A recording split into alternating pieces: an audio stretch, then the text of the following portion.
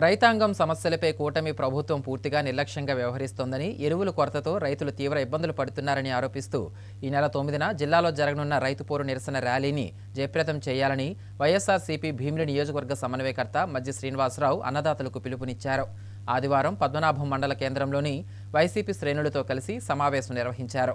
ఈ సందర్భంగా ఆయన మాట్లాడుతూ కూటమి ప్రభుత్వం అధికారంలోకి వచ్చినప్పటి నుంచి రైతుల సమస్యలపై కనీస శ్రద్ధ చూపలేదని, ఎరువుల సరఫరాలో తీవ్ర అంతరాయం ఏర్పడిందని తెలిపారు.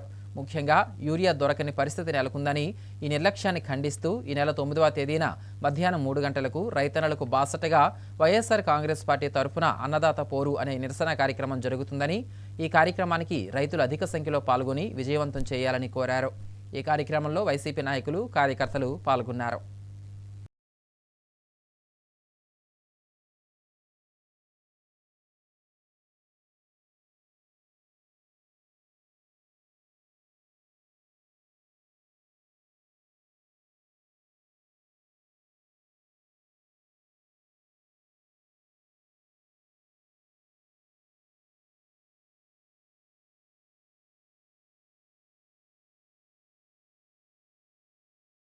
వైఎస్ జగన్మోహన్ రెడ్డి గారి ఆదేశాల మేరకు ఈ రాష్ట్రంలో ముఖ్యంగా ఖరీఫ్ సీజన్లో భాగంగా రైతాంగం ఎదుర్కొంటున్న సమస్యలు, అందులో ప్రధానమైనది ఏదైతే వరి సాగు కోసం ఈ ఖరీఫ్ సీజన్లో మరి ఎరువుల కొరత కారణంగా రైతులు అనేక ఇబ్బందులు పడుతూ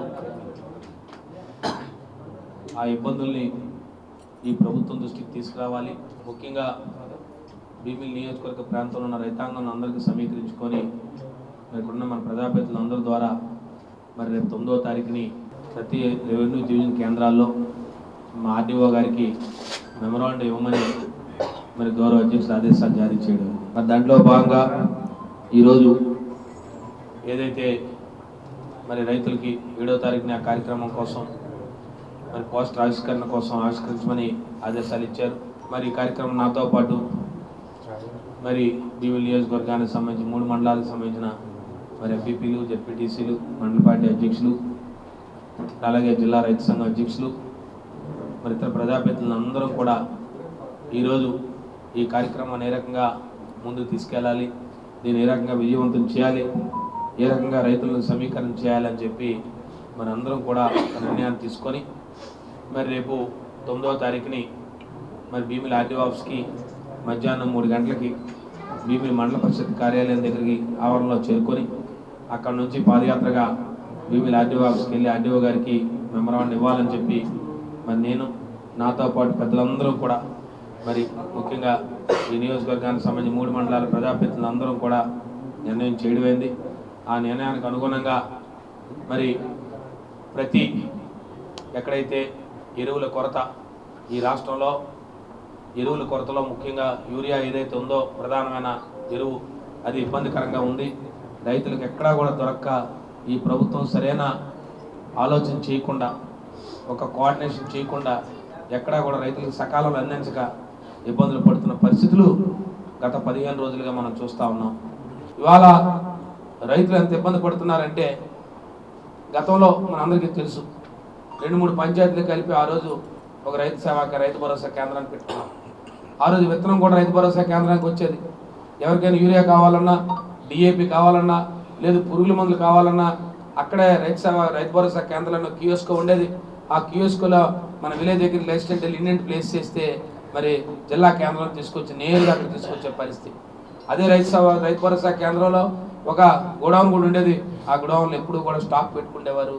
ఆ రకంగా రైతులకు ఏ రకమైన ఇబ్బంది ఉండేది కాదు. ఏదైనా రైతులకు కావాల్సి వస్తే ఆ రైతు సేవా కేంద్రానికి వెళ్ళి అక్కడ ఉన్న విఎస్కో లేదా మన గ్రామంలో ప్రజాప్రతినిధులకు చెప్తే ఆ రోజు అందే పరిస్థితి. గత 5 సంవత్సరాలు వైఎస్ఆర్సీపీ ప్రభుత్వం ఎక్కడా కూడా రైతు నాకు పలానా ఎరువులు అందలేదనే పరిస్థితి లేకుండా ఆనాడు కార్యక్రమాలు చేస్తాం. ఇవాళ రైతు సేవా కేంద్రాలు చూస్తూ ఉంటే ఒక పక్క నిర్వీర్యం చేస్తారు. ఇవాళ లోపల కియోస్కోలు లేవు, లోపల అనేక మంది టీవీలు ఉంటే ఆ టీవీల ద్వారా రైతులకు మెలకువలు నేర్పేవారు. టెక్నాలజీ కొత్త తరంగా వ్యవసాయాన్ని ఏ రకంగా మెలకువలతో చేయాలని చెప్పి ఎప్పటికప్పుడు టీవీలు పెట్టి మరి ప్రజలందరూ రైతాంగానికి అందరూ కూడా చెప్పే కార్యక్రమాలు అవన్నీ పోయాయి. ఇవాళ రైతు భరోసా కేంద్రాలు నిర్వీర్యం చేస్తారు. ఎక్కడ కూడా విలేజ్ అగ్రికల్చర్ ఎస్టేట్లు ఆ వ్యవస్థను కూడా నిర్వీర్యం చేసే పరిస్థితి తీసుకొచ్చారు. ఒక మొట్టమొదటి సంవత్సరం వాళ్ళు చెప్పారు ప్రభుత్వం వచ్చిన తర్వాత మేము గత ప్రభుత్వం 13,500 ఇచ్చింది, ఈసారి 20,000 ఇస్తామని చెప్పారు. ఇవాళ ఆ 20,000 మొట్టమొదటి సంవత్సరం లేదు, రెండవ సంవత్సరం వచ్చింది. మొన్నే ఒక 5,000 రూపాయలు వేశారు. కేంద్ర ప్రభుత్వం 2,000, 7,000 రూపాయలు వేశారు.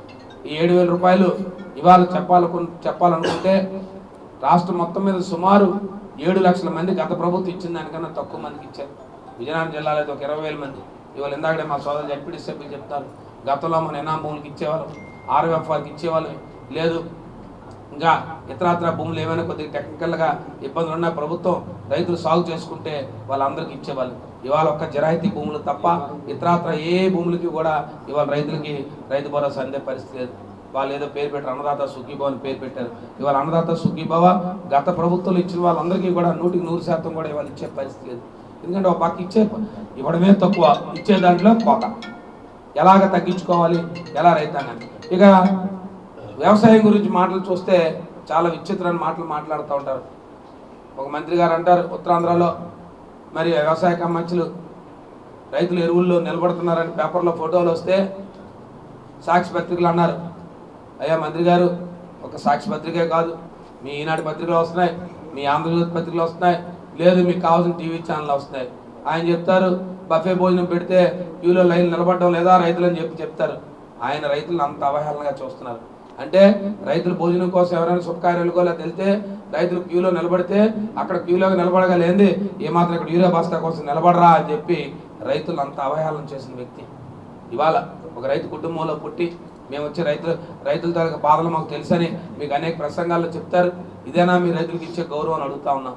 ఇవాళ రైతాంగం అందరి తరపున వారికి ఒక భరోసా కలిగించేందుకు వారి తాలూకా ఆలోచనని, వారి తాలూకా మాటని మనం ప్రభుత్వం దృష్టికి తీసుకెళ్ళడానికి మనం చేయవలసిన బాధ్యత ఉందని చెప్పి ఇవాళ పెద్దలందరూ ఒక నిర్ణయం చేశారు.